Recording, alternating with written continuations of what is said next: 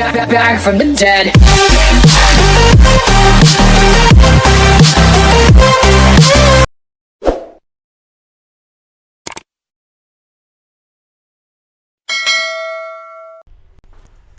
Bismillahirrahmanirrahim. Assalamu alaikum students. My name is Muhammad Kashif and today we will discuss evaporation from first year chemistry chapter number 4 and the topic is evaporation.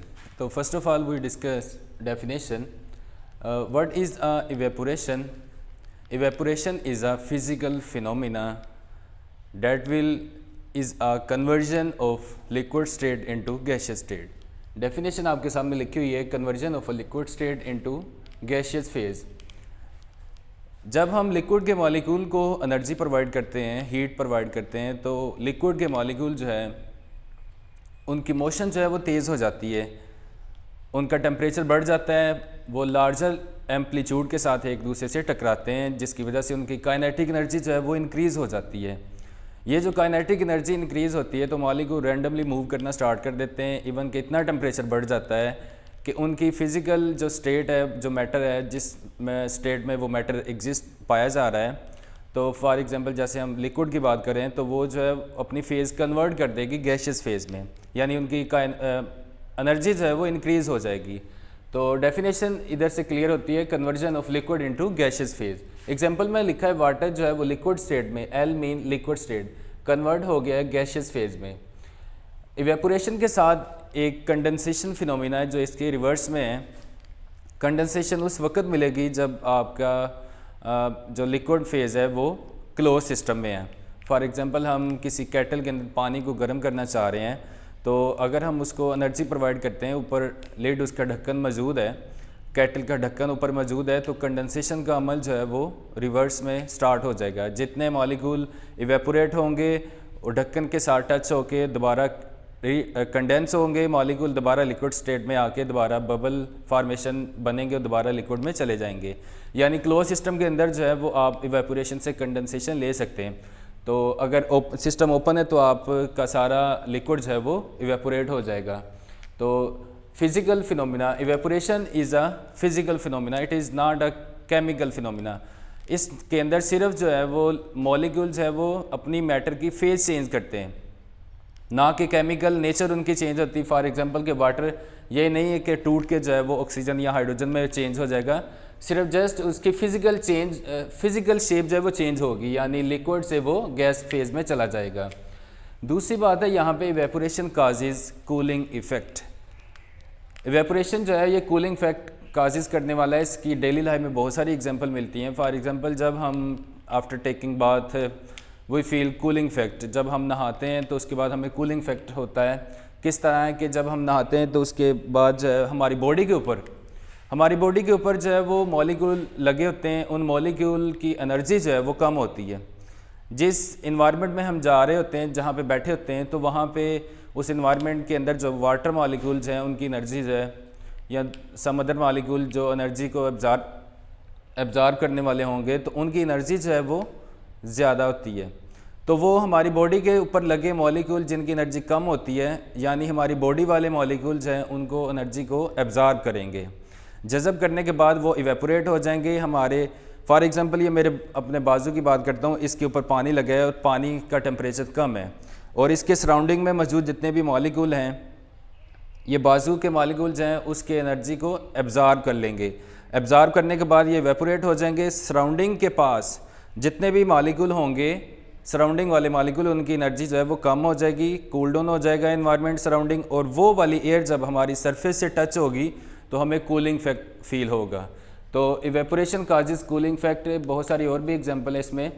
तो evaporation is a continuous process. Evaporation is a continuous process. ये एक ऐसा physical phenomena है जो हर temperature के ऊपर जो है वो एग्जिस्ट होता है।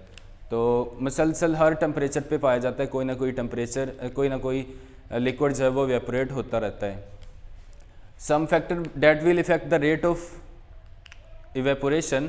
कुछ फैक्टर है जो हम डिस्कस करेंगे यहाँ पे कि जो इवेपोरेशन के रेट को डायरेक्टली जो है वो इफ़ेक्ट करते हैं। फॉर एग्जांपल उसमें सबसे नंबर 1 है सरफेस एरिया, नंबर 2 है temperature, number 3 is nature of a molecule and number 4 is a humidity.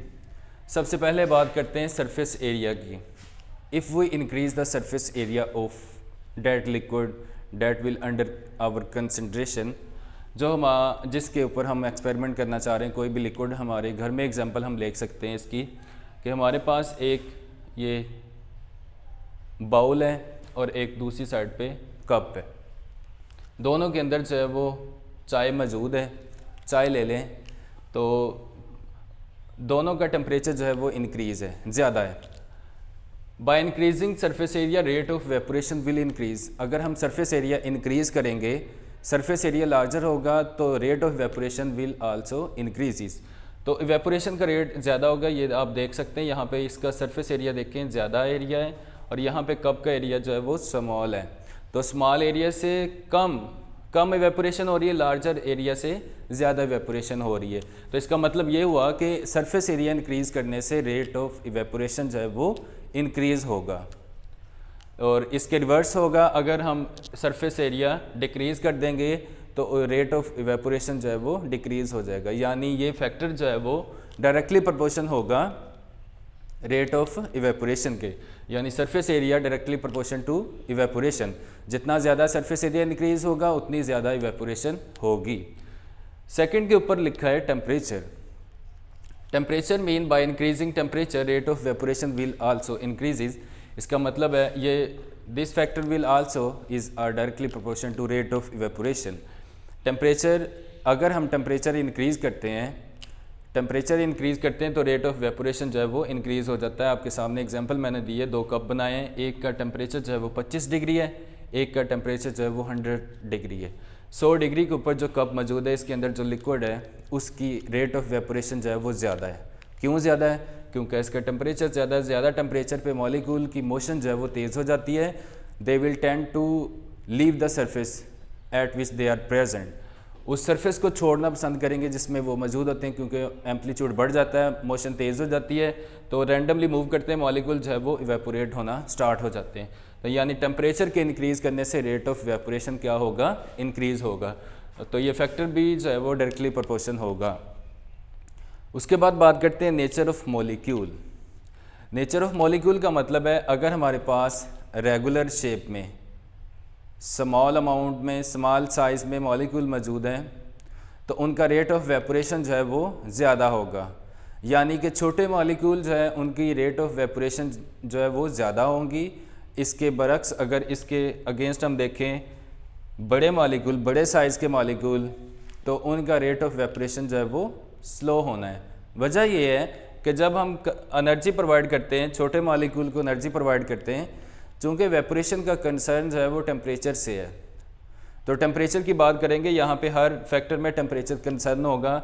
छोटे मॉलिक्यूल को जब एनर्जी प्रोवाइड करेंगे तो उनकी काइनेटिक एनर्जी बढ़ने से मॉलिक्यूल के टकराने के चांस ज़्यादा होंगे, ज़्यादा स्पेस मिलेगी, टकराने के चांस ज़्यादा होंगे, तो वेपोरेशन भी ज़्यादा होनी है।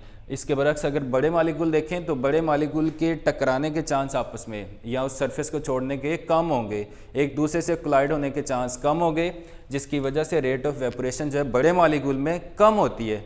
ये नहीं कह सकते कि नहीं होती, बल्कि कम होती है as compare to small size molecule. Nature of molecule का मतलब है, एक और बात यहाँ पे क्लियर करनी थी कि नेचर ऑफ मॉलिक्यूल का मतलब है शेप ऑफ द मॉलिक्यूल।